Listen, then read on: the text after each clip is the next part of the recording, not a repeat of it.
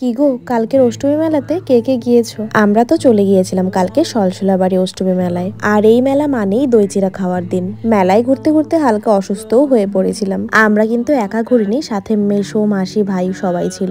আর সুকু আমাকে দেখো এখানে 2 টাকা দিচ্ছে। হ্যালো সবাইকে, আবারও চলে এসেছি নতুন আরেকটি ব্লগ নিয়ে। আমি মেলায় যাওয়ার জন্য কিন্তু একদম রেডি হয়ে গেছি। আর সুকু আমাকে নিতে চলে এসেছে। এখন আমরা দুজনে মিলে বেরিয়ে পড়লাম সলসলাবাড়ি মেলার উদ্দেশ্যে। আর 12 দিয়ে যেতে যেতে এই দৃশ্যটা আমার চোখে পড়লেই আমার ভয়ে আত্মা কেঁপে ওঠে। দুদিন আগে 12 একটি রেস্টুরেন্ট থেকে আগুন লাগে। আর সেই রেস্টুরেন্টের সাথে যতগুলো দোকান ছিল, প্রায় 10খানা দোকানের মতন সবগুলো পুড়ে ছাই হয়ে যায়। জাস্ট ভয়াবহ একটি ঘটনা। জায়গাটা দেখলে ভীষণ খারাপ লাগে। যাগে যেটা হবার তো সেটা হয়ে গেছে, কিন্তু এই জায়গাটায় এসে মনটা ভীষণ খারাপ হয়ে গেছিল। প্রে করি এই সবকিছু যেন খুব তাড়াতাড়ি ঠিক হয়ে যায়। আর এটা হলো আমাদের 12 রায়ডাক ব্রিজ।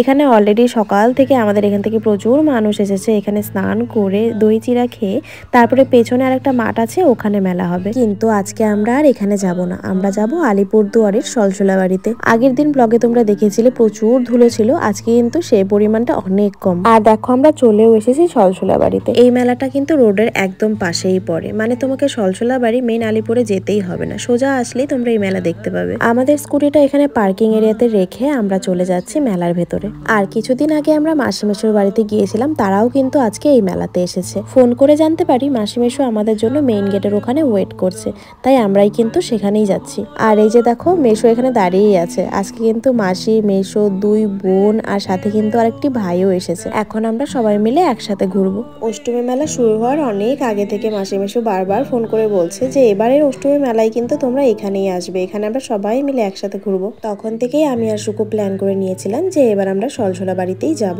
আমরা এখানে আজকে নদীতে স্নান করব না। আর সুকু তো সকাল সকালই নদীতে স্নান করে নিয়েছে, আর আমি বাড়ি থেকে স্নান করে এসেছি। তাই প্রথমে আমরা নদীর ওখানটায় যাচ্ছি, ওখানে গিয়ে নদীতে লবণ ভাসানো হবে। আর আমরাও একটু নদী থেকে জল ছিটিয়ে নিয়ে তারপরে ঠাকুর মন্দিরে যাব। ছোটবেলা থেকে এই অষ্টমী মেলার নাম শুনলে আমি প্রচন্ড পরিমাণে খুশি হয়ে যেতাম। আগে বাবা বলতো যে সকাল সকাল তাড়াতাড়ি ঘুম থেকে উঠে নদীতে যেতে হবে, অষ্টমী স্নান করতে হবে, কিন্তু তারপরে দই চিড়া খেতে হবে। এই মেলার মেইন খাওয়াই নাকি দই চিড়া, এটা নাকি আজকের দিনে খেতেই হবে। আগে আমরা যখন আসতাম মেলায় তখন মা বাবা দই চিড়া অলরেডি বাড়ি থেকে নিয়েই আসতো, কিন্তু এখন কিন্তু অনেক ব্যবস্থা রয়েছে। মেলার ভেতরেই কিন্তু অনেক স্টল বসে যেখানে দই চিড়া কলা তোমরা নিজেরাই কিনেই খেতে পারবে। চলো, এখানে রিচুয়ালস তো শেষ, মানে এখানে নদী থেকে জল আমরা সবাই ছিটিয়ে নিয়েছি, যেহেতু সকালে বাড়ি থেকে আমরা স্নান করেই এসেছি সবাই। এখন আমরা যাচ্ছি ওপরে, ওখানে আমরা যাব মন্দিরে। এই তো চলে এলাম মন্দিরের কাছে। এখন মন্দিরের জন্য যা লাগবে মেশো অলরেডি কিনে নিয়েছে। এখন মাসি যাচ্ছে মন্দিরের ভেতরে। আমি আর মন্দিরের ভেতরে যাইনি, ওখানে জাস্ট প্রণাম করে নিয়েছি। আর এখান থেকে সুকু ধূপকাঠি কিনে দিয়েছে। এখানে আমি মন্দিরের সামনে একটু পূজা করে এখানে ধূপকাঠিটা লাগিয়ে দেবো।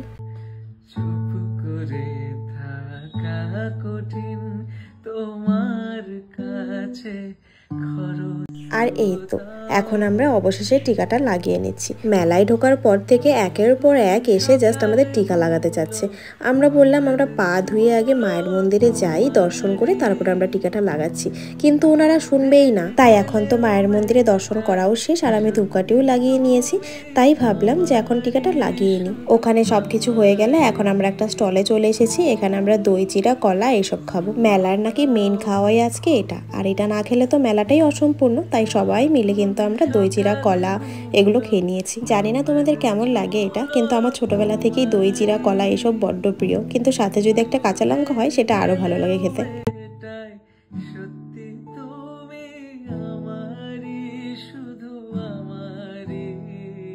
এই তো আমাদের খাবার শেষ হয়ে গেছে। এখন আমরা সত্যি বলতে আর হাঁটতে পারছি না, এইটুকু হেঁটেই আমাদের প্রচণ্ড পরিমাণে গরম লেগে গেছে। তাই বুনু আর আমি এখানে চলে এলাম একটি আইসক্রিম খেতে। আইসক্রিম খেয়ে তারপরে এবার পুরো মেলাটা ঘুরে দেখব। যখন রাস্তা দিয়ে আসছিলাম তখন দেখে একদমই বোঝা যায়নি যে মেলাটা কতটা বড় হবে, কিন্তু ভেতরে এসে দেখছি মেলাটা অনেকটাই বড়। আর এখানে যে ব্যাগগুলো দেখতে পাচ্ছ প্রত্যেকটা ব্যাগ 100 টাকা করে ছিল, তাই এখান থেকে শিল্পী মানে বুনু একটা ব্যাগ নিয়ে নিয়েছে।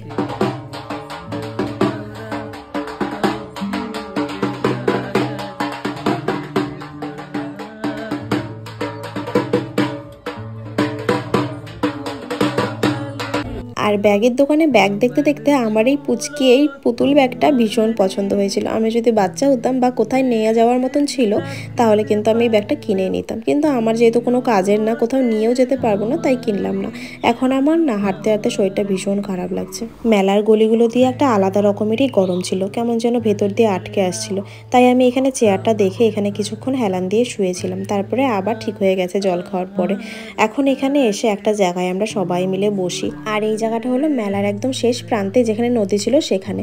আর আমরা কিছুক্ষণ হাঁটার পরেই কিছুক্ষণ পরপর এসে এখানে বসছিলাম। আর শুকো এখানে আমাকে বসে থাকতে দেখে ও আমাকে 2 টাকা সাজছে। ও এগুলো পাগলামি আমার সাথে করতেই থাকে। এখন মন্দিরের সামনে থেকে জলজিরার শরবত দিচ্ছিল, তো সেটা খেয়ে ভীষণ ভালো লাগলো। এখন আমরা এখানে মানি ব্যাংক দেখতে চলে আসি। এখান থেকে ছোট বোনু মানে প্রীতি এখান থেকে একটি তাল নিয়ে নিয়েছে, ও এখানে পয়সা জমাবে। তারপর আবার আমরা এই জায়গাটায় এসে বসি। তারপরেও এই যে ছোট বোনু, ওর মুডটা প্রচন্ড পরিমাণে অফ। বলো তো কেন? পুরো মেলা জুড়ে ওর জন্য একটা গোপাল খুঁজে পাইনি।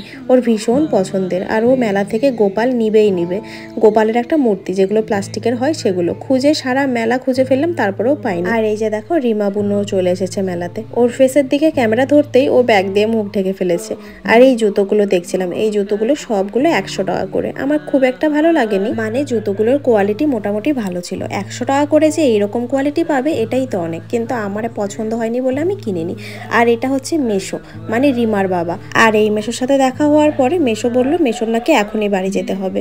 তো মেশোকে বললাম চলো একটু আখের রস খেয়ে নিই। মেশো আর আমরা সবাই মিলে আখের রস খেয়ে মেশোকে টাটা বাই বাই বলে এখন আমরা আবার মেলার ভেতরে যাব, কারণ মেলার ভিতরে ওরা সবাই আমাদের জন্য অপেক্ষা করছে। আমরা সবাই একসাথেই পরে মেলা থেকে বের হবো। এখন সত্যি বলতে আমার একটুও হাঁটতে ইচ্ছে করছে না, এখন মনে হচ্ছে কতক্ষণে বাড়ি যাব।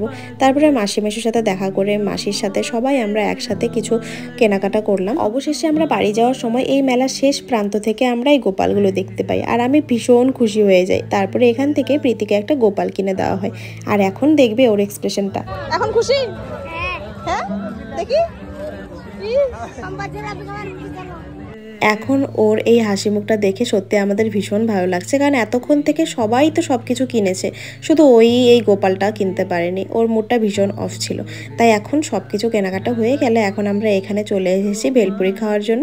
ভেলপুরি খেয়ে এখন সত্যিই আমরা বাড়ির দিকে রওনা দিব। আর আমার পা আর জুতার অবস্থা দেখো, সবার পায়েরই একই অবস্থা, কারণ মেলায় প্রচন্ড পরিমাণে ধুলো আর কাদা ছিল। উফ, অবশেষে আমরা মেলা থেকে বেরিয়ে পড়লাম।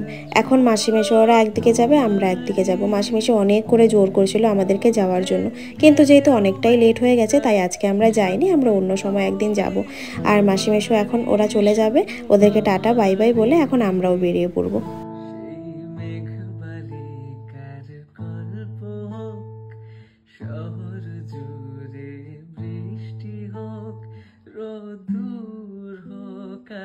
আজকে সারাদিন হেঁটে আমার পা এত পরিমাণে ব্যথা করছিল, যেতে যেতে এটা বলছিলাম। আর দেখো ওইভাবে পা টিপে দিচ্ছে।